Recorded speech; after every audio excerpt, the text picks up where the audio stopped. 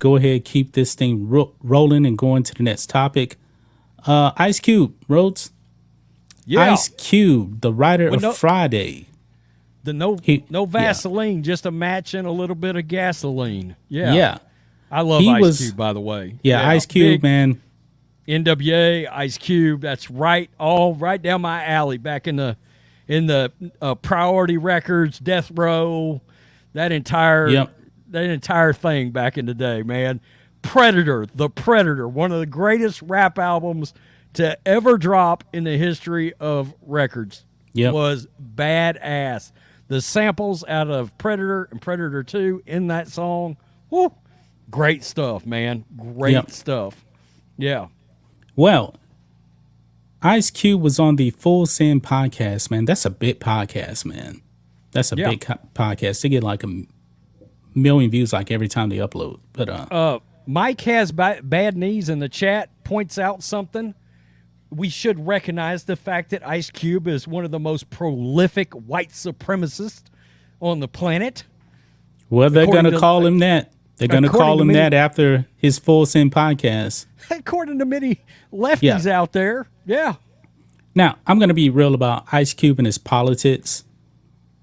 His politics don't align with me. His contract with Black America, I did a video on a while ago, and I don't remember everything in it. It was definitely a whole bunch of left-wing stuff, but Ice Cube is not a Democrat. He's not a Republican. Yeah. He's just kind of like, hey, I work with who's ever in power. And we know that even though we got the clip here, might as well just go ahead and dive into it. But he has some not so great things to actually say about Democrats. So right here, Ice Cube tells Black Americans stop voting Democrats. Now, in the clip here, that's not his exact words, but he's definitely implying a lot here. Okay? So let's go ahead and listen in to what Ice Cube said here on Full Send. One more thing I wanted to ask about was like in the 2020 when you kind of supported Trump and stuff like that. What did you think about, like, because you're Hollywood, you know, there's a lot of like propaganda and stuff like that. What was that like, getting flack for that? I mean, I never supported Trump or Biden. I never asked to speak to the Republicans or the Democrats. I created a document called The Contract with Black America that spelled out a lot of different issues that we believe were the reason why it was so much unrest after George Floyd was killed. And I released the document, and everybody wanted to talk to me. The Republicans asked to talk to me, and the Democrats. I went to talk to both of them about the contract. The Republicans asked, could they implement some things from the contract into their proposal? And I said the document was open for anybody to use in any way they desired. So if they just wanted to use it as educational purposes, they could. They wanted to add more, paragraphs or more ideas to it, they could. They wanted to use it to get a law change, they could. So I didn't mind them using it.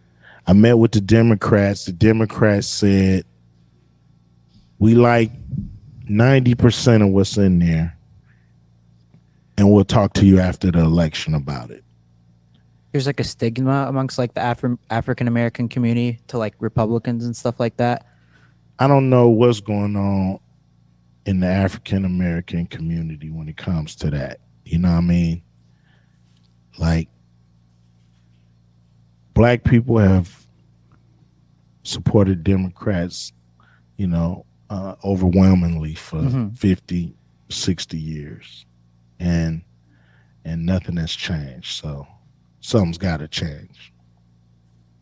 Yeah. So you heard that, Rhodes. Yeah. Yeah, and I actually did a video on that when it happened, and he did talk to Trump. Trump asked him. He requested a sit-down with Ice Cube. They had one.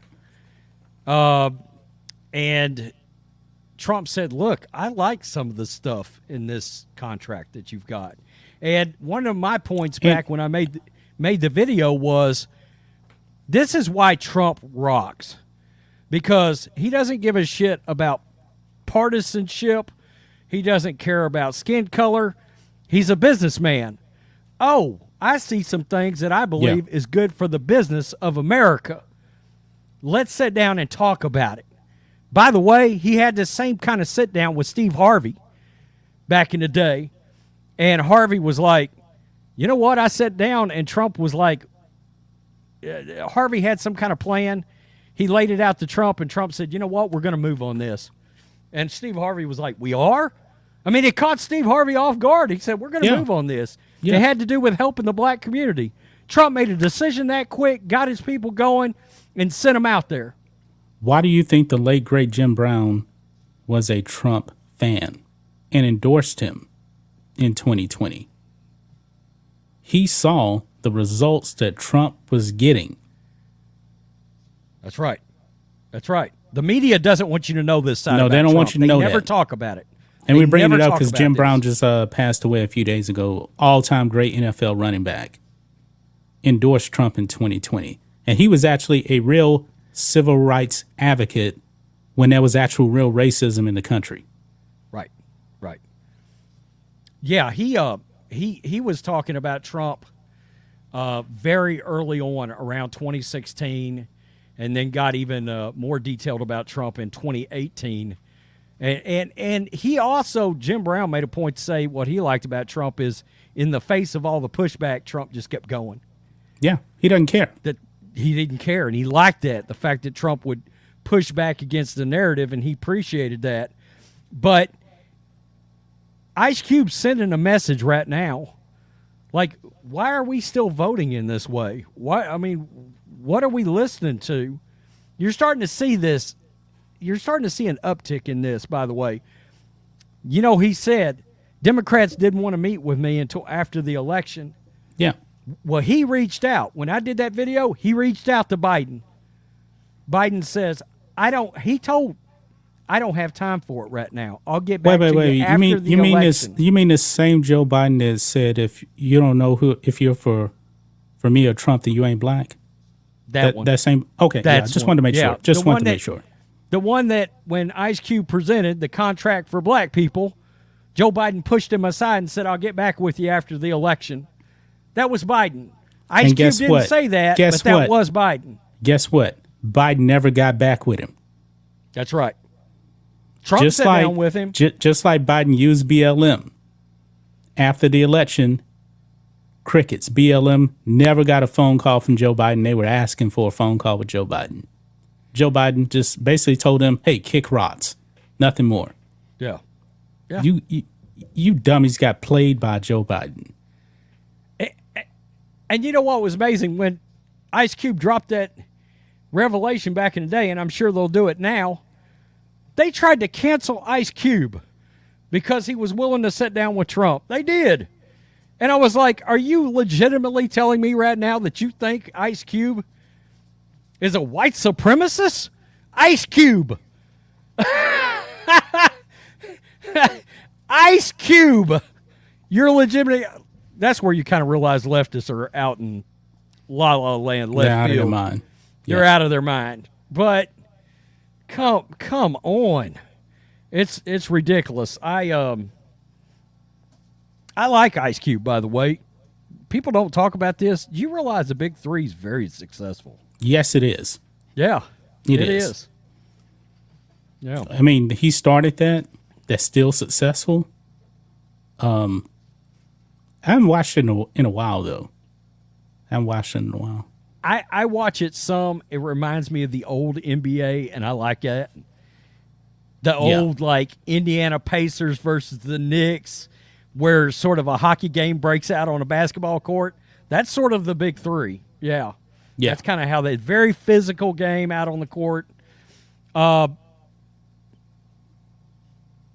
Black people are starting to catch on, though. Many more are starting to catch on. Yes, maybe- but will it be enough, though? That's the thing.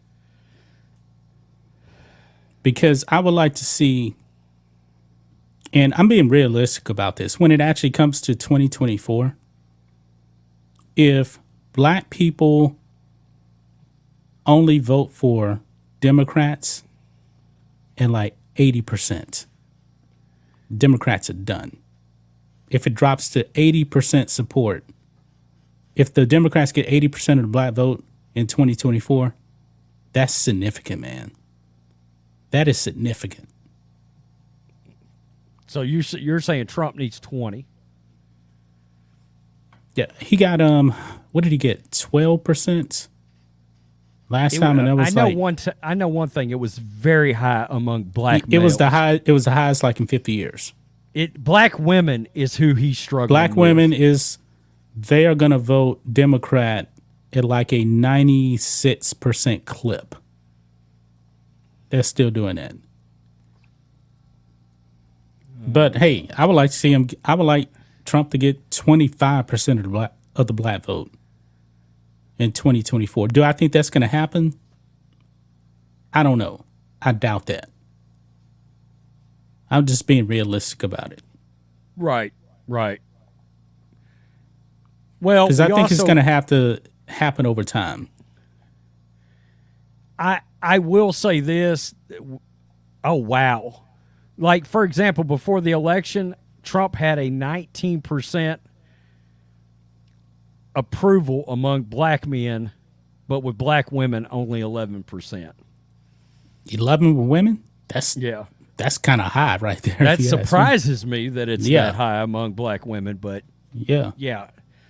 But that sounds about right as far as the black men. I knew it was real close to 20%. Yeah, black men, like Greg Abbott got 22% of the black vote in the midterms.